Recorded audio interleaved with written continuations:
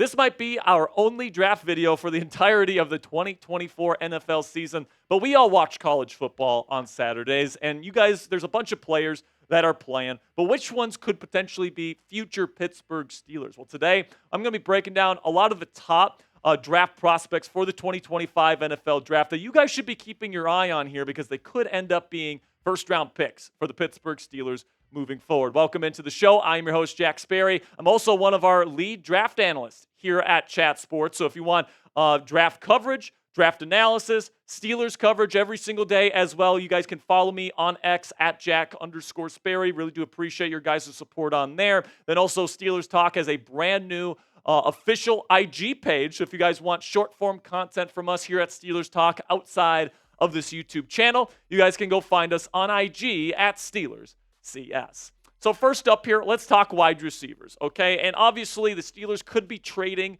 for somebody at the trade deadline. Who knows what this wide receiver room is actually going to look like come next offseason. But right now, it's pretty obvious that, I think that they could still use some help. Now, maybe Roman Wilson, by season's end, can solidify himself as a number 2 option. But unless he does that, which right now he's not playing, so there's certainly a possibility that he doesn't do that, the Steelers will definitely be in need of a number 2 receiver that can play right away. So I do think it's important for Steelers fans to be watching out for some of the top receivers in the country this year. So let's talk about some of those top players. Let's start with Coops, Texas Longhorns here. Isaiah Bond, very, very good route runner. I think it may be a little bit undersized for what Arthur Smith wants, 180 pounds. But, man, this guy can freaking scoot. He is fast. He is very shifty. Very reliable receiver as well. This guy is shooting up draft boards right now because he is an absolute demon in Steve Sarkisian's offense there in Austin. So keep your eye on Isaiah Bond. Then Emeka Egbuka here from Ohio State, a name that has been thrown around on draft boards here the last now 3 seasons. He has stuck around there at Ohio State. He's inside-outside versatile. He plays in the Big Ten. Obviously, Ohio State likes to run the football too, so he can run block a little bit.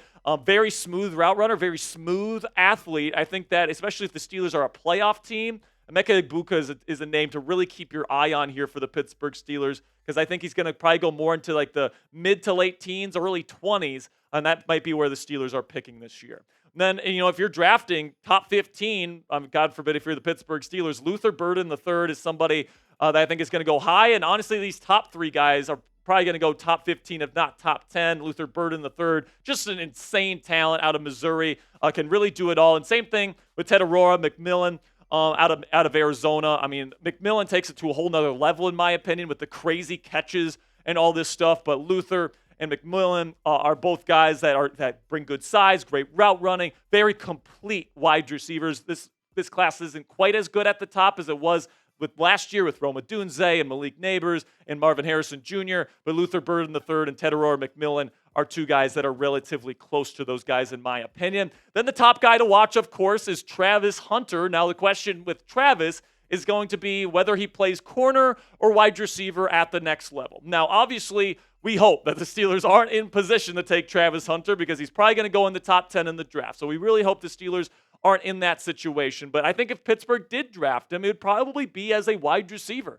With Joey Porter Jr. being the number 1 guy in the Steelers defense, you don't really need a true lockdown corner. On the opposite side of JPJ, a guy like Dante Jackson does just fine. So, I think Hunter might want to be a receiver when he gets to the league because he can make more money at that position. And then also, if you're the Pittsburgh Steelers and you have Travis Hunter as a receiver, you can still put him in at cornerback in certain big spots, all right? Like if you have a situation or you're going up against a team, third downs, you have 2 really good receivers that you're going up against, you want to go man coverage. I mean, Travis Hunter is arguably even a better corner than he is a receiver, which is crazy because Hunter is arguably the best receiver in college football right now. Now, like I said, guys, hopefully Pittsburgh isn't in play for him. He's probably going to be a top 10, if not top 5 pick in this year's NFL draft. So Pittsburgh is usually never drafting in that kind of area.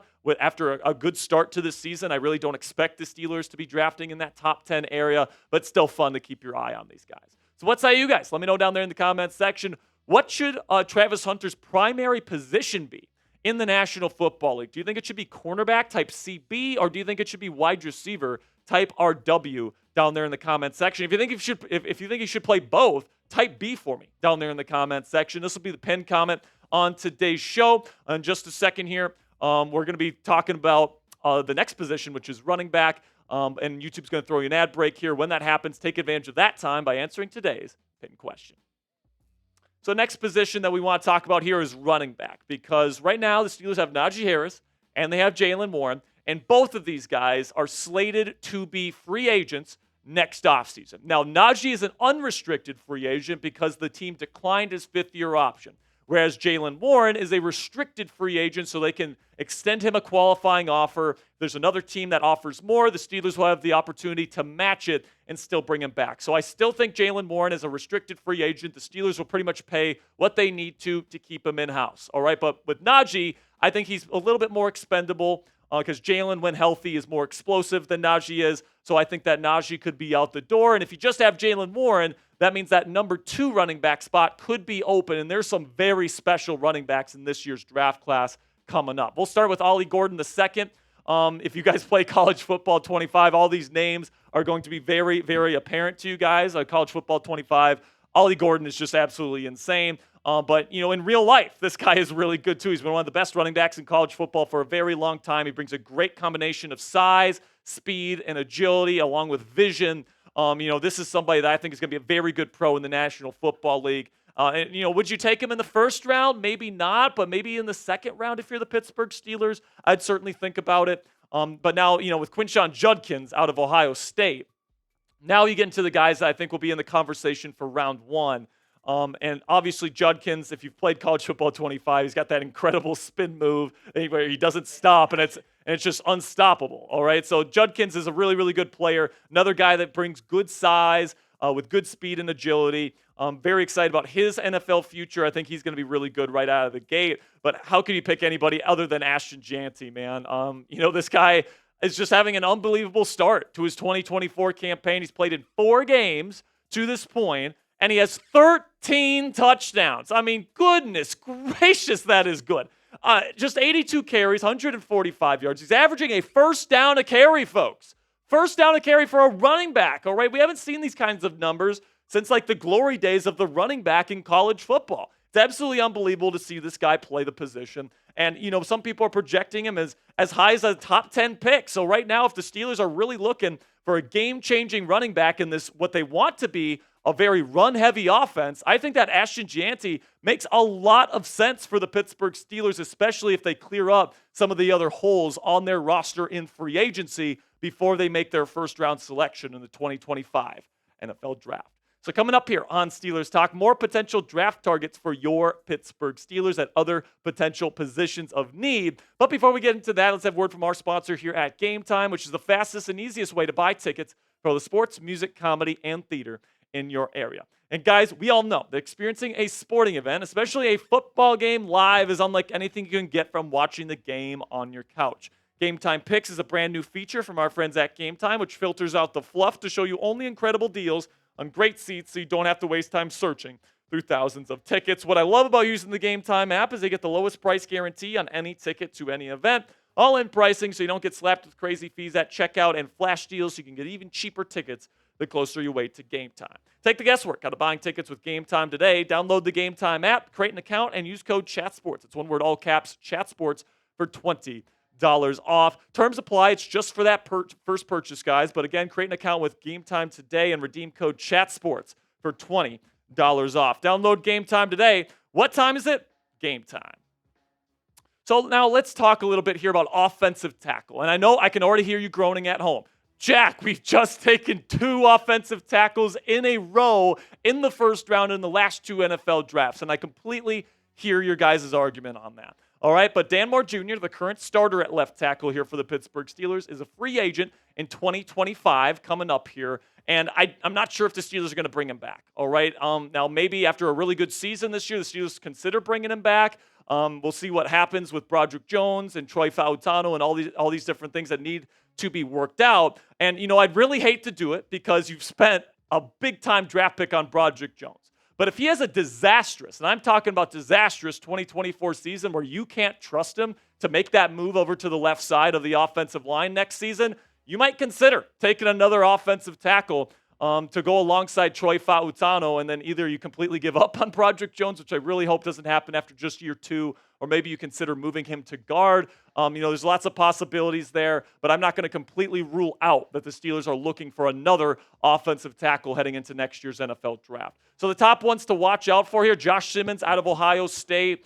Very toolsy player, maybe still a little bit raw, but he's somebody to keep your eye on. Emory Jones Jr. is the right tackle there out of LSU, still a little bit raw as well, but great physical tools again. Ariante Ursary out of Minnesota. Sky Uma, row the boat, go Gophers. This guy is a physical freak. He moves well. He's got long arms. He's got everything that you look for, man. And he's had a really, really good start with the Gophers there with P.J. Fleck up in Minneapolis. He is a high riser right now. I think he's probably going to be a top 15 pick. Then we get to Will Campbell, left tackle for the LSU Tigers. I would love to see him in a Pittsburgh Steelers uniform. Very polished. Very, very, I would say NFL ready is what I would call Will Campbell at this point. And then Kelvin Banks Jr., Coops guy out of Texas. Very good player as well. Very ready to go, in my opinion. And, if the Steelers end up landing any of these guys, I'll be sad that you have to spend 3 straight years drafting offensive tackle in the first round of the NFL draft. But, hey, you got to do what you got to do. And if it comes to pass here where the Steelers need an offensive tackle, any of these 5 guys in the first round I think would do just fine. So subscribe today to Steelers Talk for daily Steelers videos, breaking down the latest news and rumors surrounding the black and gold, breaking news coverage whenever a big trade happens, a signing, injury updates, instant reaction to every Steelers game, all that great stuff. It's all 100% free. We are now the largest individually run Steelers news channel here on YouTube. Over 61,000 Steelers fans already subscribed to our channel. So help us get to 70K right now by clicking that subscribe button and joining our family. So the last position I want to talk about today is quarterback. And once again, I can hear you groaning at home. Jack, we got Justin Fields. He's the guy. And honestly, guys, I honestly think that Justin Fields has a very good chance to be the guy, all right? And before you freak out on me here, yes, there's a very significant chance that Justin Fields signs a second contract with the Pittsburgh Steelers. And if that happens, they're not going to be taking a quarterback in the first round. Okay, so I'm going to upfront say that, by the time that the draft rolls around and by the time the season's over, this list is not going to matter to Steelers fans. But at this point, nothing is guaranteed for Justin Fields. We haven't seen him play the entire season. And if down the stretch he begins to struggle, he begins to show signs that he's not the long-term answer for the Pittsburgh Steelers, the Steelers don't have long-term commitments to either Russell Wilson or Justin Fields, so it's still a possibility out there that the Steelers could be looking for a first-round quarterback in 2025. And it is good to know these guys' names. It's good to know which guys fit with your offense and all these different things, just in case, all right? So when you're watching college football here on Saturdays, you know which guys to be watching out for, at least in my opinion. So let's start with my number 5 quarterback to watch out for here, Miller Mops. All right, and Miller is somebody that has really impressed me in Lincoln Riley's offense to this point. He's a really good anticipatory thrower, and there's just something about Lincoln Riley, man, that gets these quarterbacks ready to play or relatively ready to play in the NFL. And, with all the progressions and all the responsibility that the quarterback has in that system, in that air raid system, there's something about it that gets these quarterbacks ready to go. And Miller Moss has been relatively impressive to start his career there with the Trojans. I think he would fit well in this offense here in Pittsburgh if called upon, especially if he continues to have a good season at USC. Definitely a name to monitor if you're a Steelers fan. Then Drew Aller is my number 4 quarterback. Now, I will completely acknowledge that Aller had a really bad season last year, still relatively raw. And if you draft him, if you're the Pittsburgh Steelers early, he might be sitting for a little bit, all right? But this guy has the arm to make it work in Pittsburgh, man. If it's windy, if it's cold, if it's rainy out, this guy has the arm that can cut through that wind, and he makes some incredible throws that you just cannot believe on film, man. Reminds me a little bit of Drake May in that way from last year where he's got an incredible arm, just makes incredible plays, man. And, is it a bit inconsistent at this point? Yes, but he's had a much, much better start to this campaign here in 2024 than he had last year with the Nittany Lions. So I think that Aller is somebody that's been written off a little bit in draft circles as of late, but I think if he continues to have a good 2024 season, Drew Aller is somebody that could be on the Steelers' radar moving forward. Number 3 on my list is Shedeur Sanders. Now, who knows? Maybe Prime says, I don't want my boy going to Pittsburgh. And if that's the case, he's not going to be a Pittsburgh Steeler, most likely. Not sure if I love the leadership qualities. I'm not sure if I love the personality and all the antics that go with Shedeur Sanders, the watch of, all this different stuff with Shedeur. But on film, he's a pretty darn good quarterback prospect, man. He's tough as nails. He's played with adversity in college. A lot of these top quarterbacks, man, they come in playing behind really solid offensive lines, excellent weapons, and then great defenses as well to help them out. In Colorado, he's had none of that except for Travis Hunter, all right? Terrible offensive line play. Outside of Hunter, not the best receiver talent either. He's had to overcome a lot, and he is somebody that's definitely very, very tough. He sticks in the pocket. He is accurate. He's got good arm strength. He's a good playmaker. He can make things happen out of structure. He is a good quarterback, but I'm not sure if I want him as my franchise face. Then we get to Jalen Milroe here at Alabama, who obviously just had that great, unbelievable performance against the Georgia Bulldogs. He ran all over the place. He's a bigger body that can run and be a true dynamic rushing threat. The big question for Jalen has always been, can he do it with his arm? And to this point, with the Alabama Crimson Tide, he has done that to some degree. I mean, just last week, 27 of 33 against one of the nation's best defenses, over 370 yards passing and 2 passing touchdowns. This guy is a really good player. Right now, a lot of people have already risen Milroe up to their number 1 spot on their list, and for good reason. If he keeps going and he wins the Heisman Trophy this year, I'd expect this guy to be the first quarterback off the board this season. But for now, I do have Cam Ward number 1. And the reason why I have Cam Ward number 1 is he makes everything look so easy, man. Coop says he looks nonchalant, and he doesn't like that. But, it just comes out of his arms so smoothly. He understands how to read defenses. He never, ever gets flustered. And that is something that I highly covet in a quarterback, especially a quarterback coming into a situation potentially like the Pittsburgh Steelers, where, there's going to be a ton of pressure. So you want a guy that's not going to get flustered, not going to get rattled, moment's not going to be too big for him. And the arm talent on this guy, not to mention the rushing ability, it's pretty darn impressive, man. I think that this guy's going to be a pretty darn good NFL quarterback. Obviously, he still has a whole season of tape to put out there, but I'm loving what I'm seeing out of the Miami Hurricane quarterback, and that's why he is my number 1 guy as of right now. But again, hopefully the Steelers aren't in a position where they can draft him, right? Because you hope that Justin Fields is going to be the guy. If I'd have to guess, I'd say 80, 85, 90+% chance Justin Fields is going to be the guy here in Pittsburgh heading into the 2025 season. But it is worth noting which guys I think would fit best with the Pittsburgh Steelers. A couple of honorable mentions here. Quinn Ewers from Texas and Carson Beck out of Georgia. Beck's draft stock has dropped significantly since that game against Bama where he looked completely flustered. And then Ewers, man, I really like his skill set. I like his arm talent. But I do think that he benefits a bit from being in Steve Sarkisian's offense. We saw Mac Jones be one of the best quarterbacks in college football history in that offense with excellent talent around him. I'm a little bit worried Quinn Ewers is going to suffer a similar fate in the National Football League, especially if he doesn't find the right fit. So let me know down there in the comments section, who is the best QB in this 2025 class? Is it Jalen Milroe? Is it Cam Ward? Is it somebody else? Let me know what you guys think down there in the comments section. Can't wait to see some of the answers you give me down there in the comments. And then a little bit of an honorable mention here. We didn't go over safeties, but Malachi Starks out of Georgia is an unbelievable player. He can play in the slot for the Steelers right away next year, and then he can work his way into either free safety or strong safety in the future, whether that's Minka leaving, whether that's Sean Elliott leaving eventually. But Malachi Starks, if you have an opportunity to draft that guy at a value, I would say definitely pull the trigger because this guy is a special, special football player. So make sure you guys click that subscribe button. I know it was a little bit of a longer video today, but I really do appreciate all the real ones making it to the end of today's video. Now you know all the top college football players as a Pittsburgh Steelers fan that you should be watching out for. This will probably be the last draft video that we do for quite a while because the Steelers are playing quite well right now. Make sure you guys click that subscribe button right now to never miss any of our Steelers coverage.